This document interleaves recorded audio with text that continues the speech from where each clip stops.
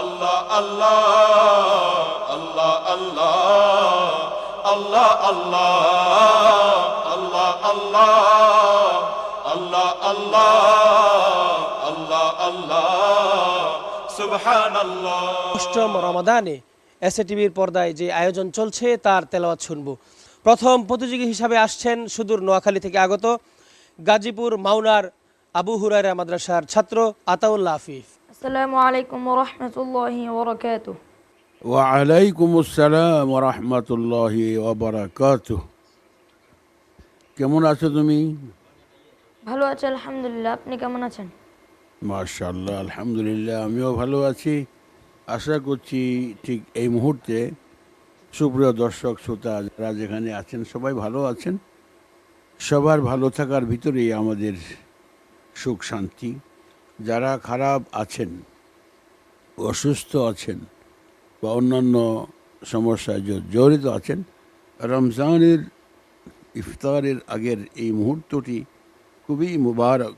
আবার তেলাওয়াতে কোরআন হচ্ছে, এর উসিলা আল্লাহ যেন সবাইকে ক্ষমা করে দেন, মাফ করে দেন, দয়া করেন। সেই সমস্ত দোয়া করে, দোয়া নিয়ে আমরা তেলাওয়াত শুরু করছি। তোমার নিশ্চয়ই জানা আছে যে আজকে আমরা একটা আয়াতের তেলাওয়াত করব। সেই আয়াতের তেলাওয়াত তোমরা পড়ে ইনশাআল্লাহ শোনাবে। আউযু বিল্লাহি মিনাশ শাইতানির রাজীম। বিসমিল্লাহির রহমানির রহিম। ইন আনা ইল্লা নাযীরুম মুবিন। أعوذ بالله من الشيطان الرجيم. بسم الله الرحمن الرحيم.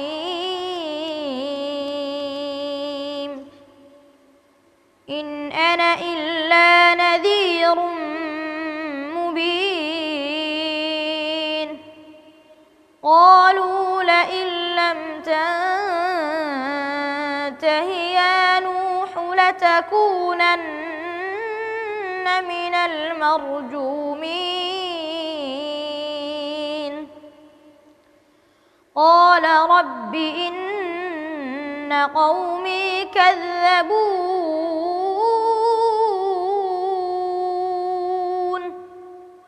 فافتح بيني وبينهم فتحا ونجني ومن معي من المؤمنين.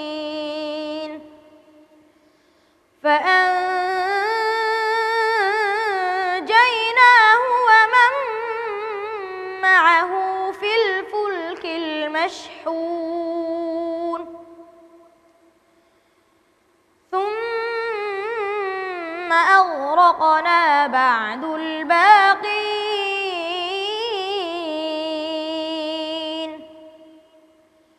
إن في ذلك لآية وما كان أكثرهم مؤمنين وإن ربك لهو العزيز الرحيم. صدق الله العظيم. صدق الله العظيم. মাশাআল্লাহ, আতাউল্লাহ আফিফ বরাবরই চমৎকার তেলাওয়াত সে আমাদেরকে শুনিয়ে যাচ্ছেন। তার তেলাওয়াত শুনে আমার মনে হচ্ছে যে আমাদের বিচারক চমৎকার আবেগ আপ্লুত হয়েছেন, কারণ ওনার সদাকাল্লার সুর শুনে আমার মনে হয়েছে যে তার সুরে হারিয়ে গিয়েছিল। আমরা মন্তব্য শুনব মুহতারাম শ্রদ্ধাভাজন ব্যক্তিত্ব আল্লামা কারি হাবিবুল্লাহ বেলালী আপনার কাছ থেকে।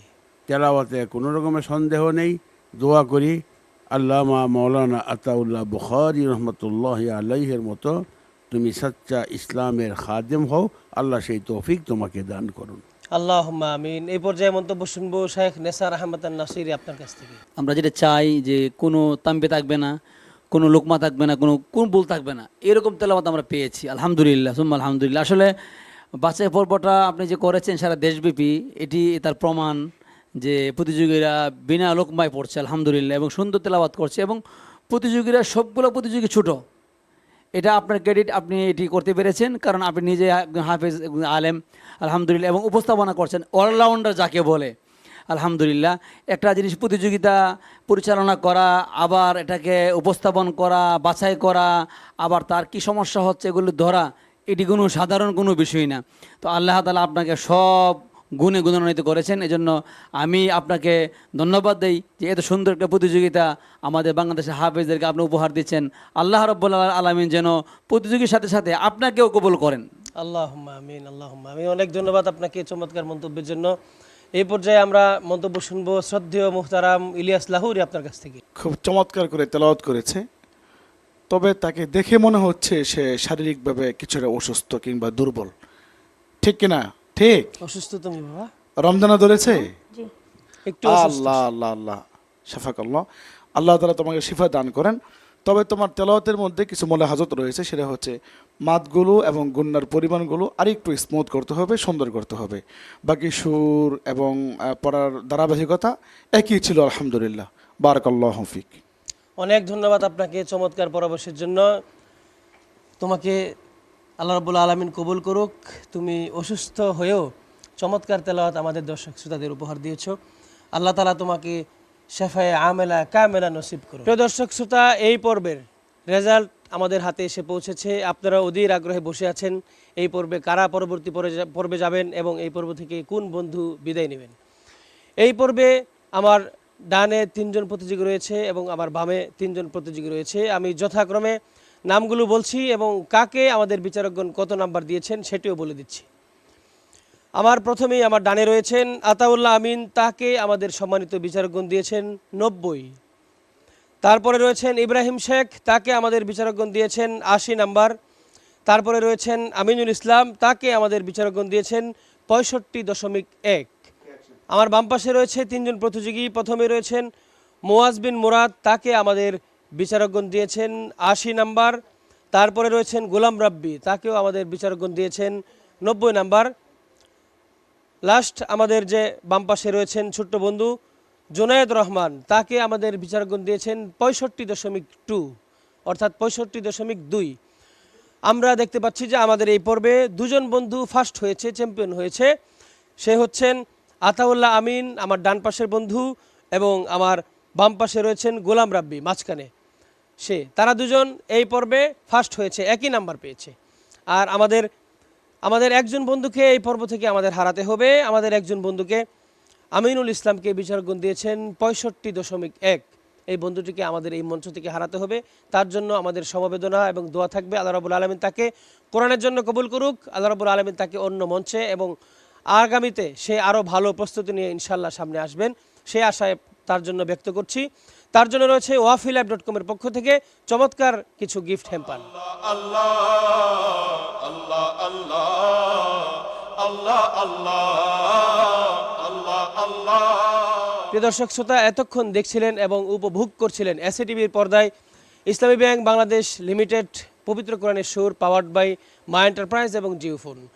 এই চমৎকার আয়োজনে কো-স্পন্সর হিসেবে রয়েছেন বেশ কয়েকটি প্রতিষ্ঠান। তাদের সকলের প্রতি কৃতজ্ঞতা প্রকাশ করছি। আল্লাহ রাব্বুল আলামিন সকলকে দুনিয়া এবং আখিরাতে জাযা খায়ের দান করুন। আল্লাহ রাব্বুল আলামিন তাদের ব্যবসা বাণিজ্যে বারাকা দান করুন। আল্লাহুম্মা আমিন। আজকে এখানে বিদায় নিব। আগামীকাল একই সময়ে আপনাদের প্রিয় চ্যানেলে একই অনুষ্ঠানে আবারও হাজির হব ইনশাল্লাহ, ঠিক একই সময়ে। সে পর্যন্ত প্রত্যেকেই ভালো থাকবেন। আপনাদের রমাদান ভালো কাটুক। শুভ রমাদান এবং শুভকামনা আপনাদের জন্য। আমি আজকে এখানেই বিদায় নিচ্ছি। আসসালামু আলাইকুম ওয়া রাহমাতুল্লাহি তাআলা ওয়া বারাকাতুহু।